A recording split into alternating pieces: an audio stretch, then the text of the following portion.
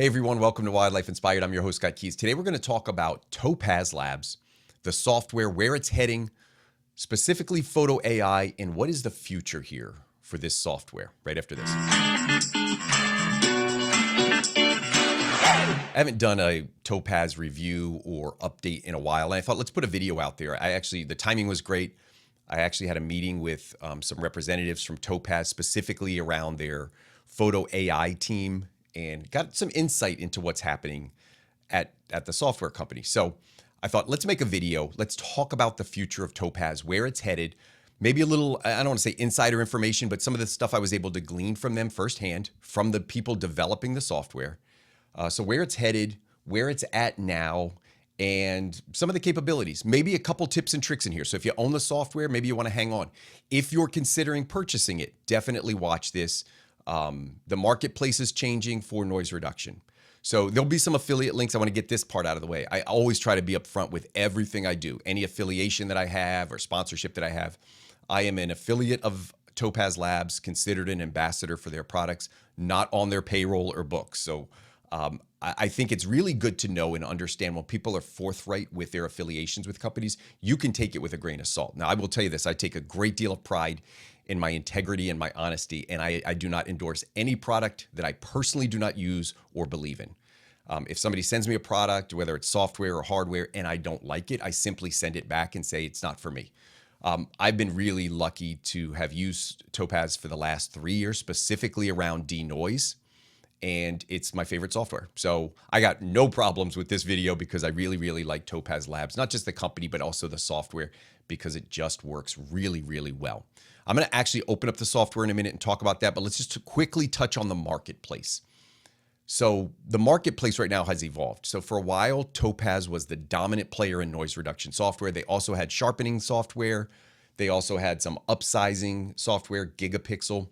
But really, I think the favorite software, especially for wildlife photographers, and I always cater my content back to wildlife photography, was this noise reduction capability. And it's because a lot of times in wildlife, we don't control the light unless we're shooting in midday sun.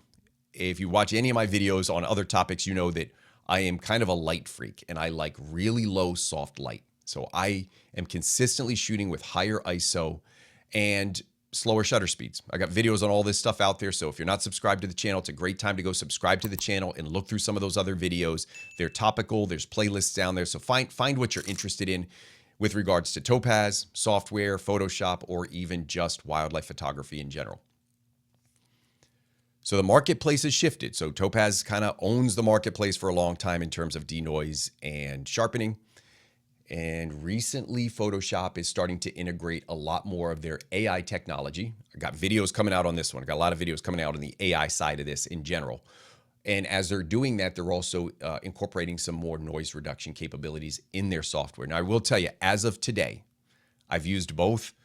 Topaz is still better. And part of it is because of my workflow. So I'll show you my workflow quickly. You can see if you like it or you understand it at least. And I'll talk a couple things that I've got from Topaz that explains and reinforces my workflow as well. So I think that's kind of where we're at. So where are we going with Topaz? The focus is away from sharpen and denoise. And the focus is definitely towards Photo AI. Again, you just see it with all of the development. There's a lot of resources at Topaz committed just to Photo AI. It integrates everything. It does everything for you. And that was kind of their motto. Now, let me pop up an image before you get bored with just me talking. I've got a Kentucky warbler here, shot at higher ISO and lower shutter speed. So this was probably shot around 100th of a second. And I know there's some bird photographers out there freaking out like, oh my gosh, Scott, you can't shoot 500 millimeters at 100th of a second. I will tell you, watch my video on slower shutter speeds. You absolutely can. It is not ideal. It's not my preference.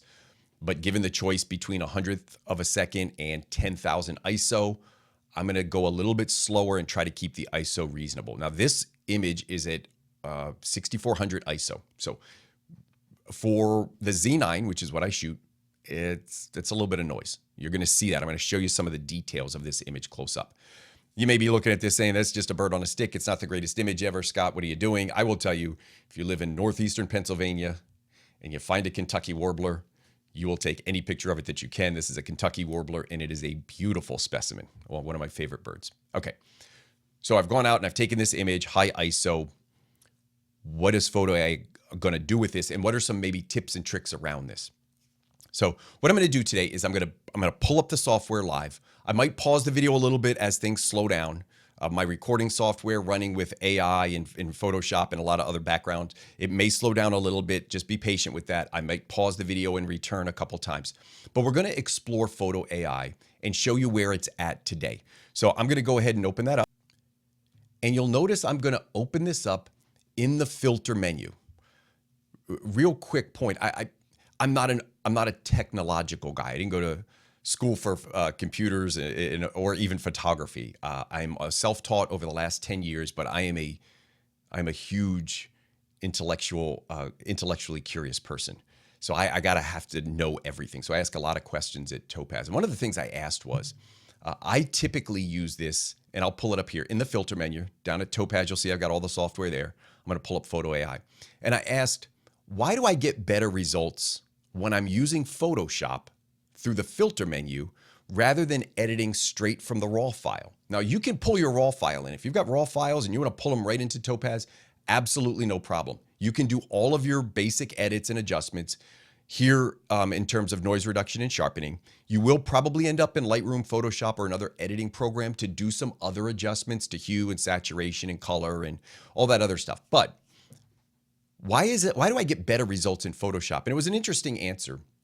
And if I get this wrong, you feel free to comment down in the comments. Let me know.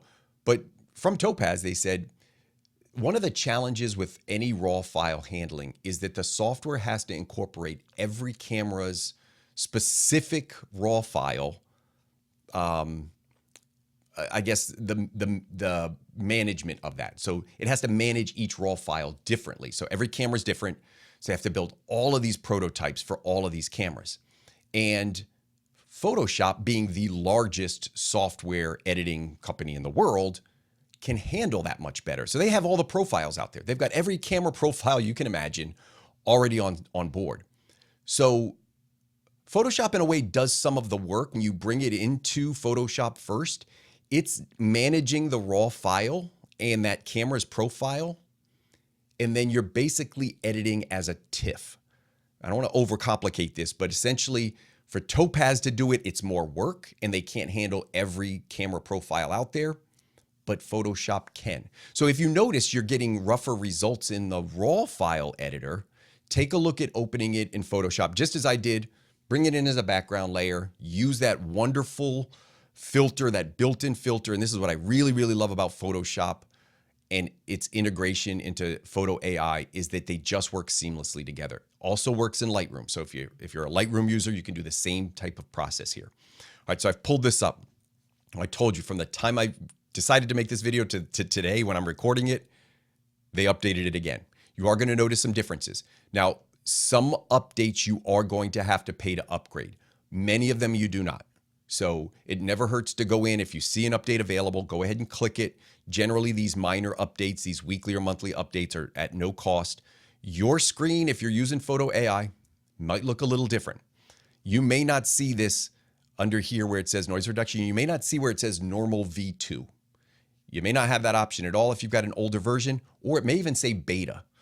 The beta is now finalized. I was really, really happy. I got to look at the beta. I was really, really happy with the beta compared to what they would call the normal. I think at some point normal will leave. Another question I asked about Topaz was, where do these models come from? And they are actually taken right from Denoise. It's the same engine and put into here. They took the two most popular models. They do not use the AI clear model at all. So that one's kind of archived or shelved. And they're using two of the most popular models. I believe that the normal is based off of the low light setting in Denoise. So if you've got all the software and you're following along here, Denoise, the low light setting would be equivalent to the normal. Now the V2 is the upgraded version. Let's see if there's a difference. I'm gonna run in here. I'm just gonna press the normal. I'm gonna leave my strength right in here around 27 in details. Details, by the way, think of it as modest sharpening. So if you're not gonna use the sharpen filter as part of Photo AI, remember it's got noise reduction, sharpening, and resolution enhancement. you can simply dial in that detail a little bit. Now it looks pretty good. I'm going to stop over here. It's going to regenerate. Every time I move, it's going to recalculate. So there's my preview. You can see on the left and the right, huge difference in noise reduction. A tip for you, always scroll through your image no matter what noise reduction software you're using. Different models will give you different effects, and sometimes you're going to miss a spot. Now on your screen, you may not be able to see this. It's going to be a little tough on YouTube. Make sure your resolution's cranked up. What I'm seeing on the right now under the normal mode is that this looks really clean. You could see the hand here, but I want you to pay attention right here to the bottom, and you will see noise there. Not quite as strong as the original image, but it's there. It's also here on the sides. And this was one of the things that always bothered me about noise reduction software is you often would be looking at your subject and around your subject, and it would look good. And then when you open it back up, you see these spots elsewhere. Now I'm going to leave it right here, and I'm going to go to the new version 2 model. And this is the model I'm using exclusively. I'm not using normal anymore. And if you look in there, again, resolution is going to be a little tough on YouTube. Right down at the bottom, that noise is now gone. And what I found is that this newer version is really good at evening out the noise reduction. So it doesn't misinterpret what should be sharp and what should get the noise reduction and what shouldn't. It just applies it real evenly. So that's a huge win. Now the Strong is simply a stronger model. It is going to do more noise reduction. I only use that in worst case scenarios. I haven't found a need to use it, honestly, with this version 2. I've only got the strength at 29. I can still go up from there. And I'm going to show you at the very end what happens when you go crazy with noise reduction.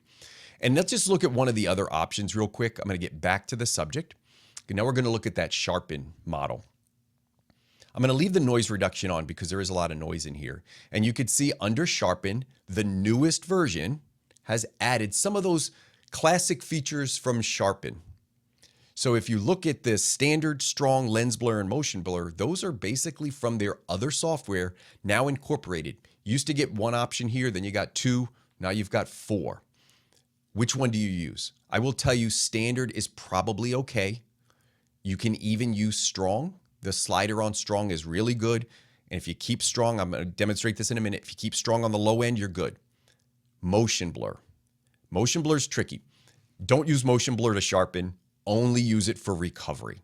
Think of motion blur as this software is going to look more for linear patterns where things are kind of stretched. And that's what happens with motion blur. You're going to get movement, and it's going to try to tighten those pixels back up to make it look as if there's no motion blur. So I avoid motion blur. It's not awful, but I avoid it where I can. And normally just between the standard and the strong. Let me go down to strong and see how much of a difference this makes. And the slider is really good here. I can take this strength slider and I can start at 1. And they've done some work here on this specific one.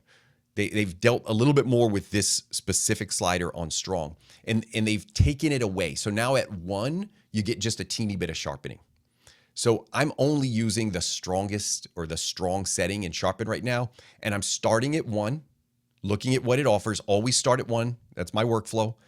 And I'll simply increase it by increments of about 10. You could see when I got to 20, it's a little tough. My head might be in the way here, and I apologize. But if you look around the eye, it's starting to over sharpen. So I'm going to pull that back down. And if you did it right in camera, if you're close, and again, I'm low shutter speed.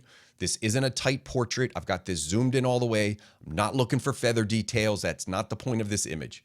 If you watch my other videos, you know I am not consumed with feather details and hyper detailed images of birds. I love scenery and habitat. I really like to create an environment, whether it's a micro habitat or a macro habitat. I want to show birds where they live and what they do. So that's kind of my goal. As beautiful as possible. I try to do more than just documentation pictures. All right, so here's the setting. I've got strong on the sharpen. Up on the top, I'm going to be using the normal V2 model for 90%. These are the 2 sliders. And I'm simply going to tweak this strength until I eliminate the noise universally through the image, and I'm done. Most of the time, that process only takes a minute or 2. I can dial it in just right, and then I'm going to bring it back into Photoshop as a new layer. Now, I did a video on my workflow for Topaz. It's the same no matter if I was using denoise or sharpen or this Photo AI, which is what I'm using now. I'm using Photo AI as part of my everyday workflow. These new changes, these beta changes, and now the version 2 noise reduction has really done a nice job. One of the things that I will do, and I'm going to zoom in here at 100% so you can see it. One of the things that I will often do is take a copy of that background layer and duplicate it. And if I want to use opacity, because Photoshop has that wonderful ability to change the layer opacity, sometimes I'll let the underlying layers come back through a little bit to add some noise back. And it sounds counterintuitive to use a software program to remove the noise, but I'm not somebody who needs a sterile and clean image with no noise. I don't mind a little bit. I don't want a lot. I don't want to lose detail, and I don't want the grain to be distracting to the image. So that's something that I will do sometimes. I'm going to pause this real quick, and I'll show you how that works. All right, so you'll notice I just paused real quick. I added another layer here, and I'm going to show you what these layers represent. This is the Photo AI, the adjustments we just made. Underneath it, I've got the original, and I'm going to show you the noise here. That's the original, and this is Photo AI. Now, to make this a little easier for you, over on Patreon, I teach some editing techniques, and I do not do a ton of this on YouTube. Truth be told, I don't make a lot of money on YouTube.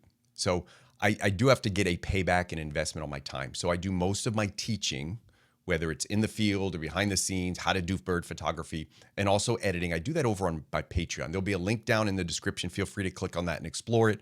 It's no commitment. It's month to month. If you don't like it, sign up. If you don't like it, just quit. You won't quit because you'll like it. I'm going to put a filter on here that I use over on Patreon to show noise. Now watch the original. Okay, this is the original. This is the noise pattern in the original image. And this is what Photo AI has done. I mean, pretty incredible difference. One of the dangers, though, with images that are too smooth, when you're dealing with compression, and compression means you're taking it from that raw file, that TIFF, making it a JPEG, and now you're going to upload it into Facebook, and they're going to compress it. They're going to resize it because they don't want to take up their storage, and Instagram's even worse. And every now and then somebody will say, Scott, my images have this weird pattern in it. And I look at it and I say, well, that's called banding. And banding is a compression that occurs, and it gets worse when images are smooth. Let me show you what that looks like. I took a file, and you probably can't tell the difference, but this is a different file. This is now a JPEG. And I saved it in a compressed format. So I didn't use the highest quality JPEG. I kind of dialed it down a little bit. And I smoothed it out so there was no noise in this image at all. Now, when I show you that same thing, that same filter that I use, look at this. Can you see? I mean, you've got to be able to see this even on YouTube. All of this banding. I mean, it appears like blocks. Sometimes it'll appear like staircases. The smoother the transition, the worse the banding is. Banding it's a lot like taking and dumbing down the amount of colors and the amount of shades. So instead of being really smooth, even gradients, they turn into these steps and blocks, and it's really, really bad. One of the reasons that happens is with the reduction of noise. Now I'm going to, real quickly, I'm going to add noise to this image. I'm going to go to this filter menu up here, and I'm going to have to add quite a bit to make this go away, but I just want to demonstrate what happens when you have some noise in an image.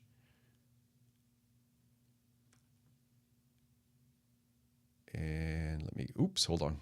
I'm in the wrong file. Let me go to here. And I'm going to add that noise in. Notice a lot of that banding went away. Okay, so one of the things you can do if you're having problems with banding and compression is you can add a little bit of noise back in or keep a little bit of noise from the original. I'll show you how I keep a little bit of noise from the original. The other thing is, just as a tip, always, without any exception, always save your images in the highest quality JPEG. If you're saving to JPEG, never use a lower quality than the maximum available, no matter what you're using. In Photoshop, there's two ways you can export to a JPEG, or you can save as a JPEG. I save as, and I use the highest quality, which I believe is 12. It may only go to 10 on some scales. It may only go to 8, but whatever it is, max it out 100% of the time. If you start with a compressed image and a low quality image and it uploads to the web and it gets compressed again, you're destined for trouble, and you will see some of that banding. Now back to Photo AI. Let's take a look at the results. So this was the original. This was the Photo AI. And as I'm working in Photoshop, just a tip, I'm going to take the Photo AI layer and pull it down just a little bit. and I'm just revealing a little bit of the underlying noise. The reason I like doing it this way, it's universal. All of the noise is evenly spread in the background, and I'm just letting, in this case, about 10% of it show back through. Totally up to you how you want to do that, but that's my workflow. So, couple things about this. Number one, some really interesting changes to Photo AI, some nice additions. If you've never checked it out, there's a 30-day trial. There's a link down below. Click the link, download it, try it for 30 days, see how you like it. Number two, they're moving away from the other software. So at some point, I think all of the time and energy is going to be put into Photo AI. Those others may end up on a shelf without many updates, or they may not even be offered anymore. So AI is probably the future. I'm not speaking as a spokesperson for Topaz. The feeling I got, I'm giving you my own personal opinion, is that's the direction they're heading. Number three, don't be afraid to play around in Photoshop and use the filter rather than import it as a raw file and use the raw editor. You may get better results. You may not, but you may get better results importing it into Photoshop and then using that wonderful filter menu that integrates and, by the way, creates a separate layer, which you now have some flexibility with. Now, let me just take a minute. I'm going to show you the final edit of what mine looked like, just so you could see. I prettied it up just a little bit, and ta-da!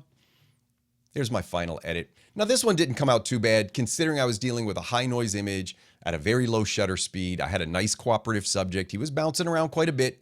Didn't get a lot of clean looks. These are skulky birds, but there is literally very, very little editing done.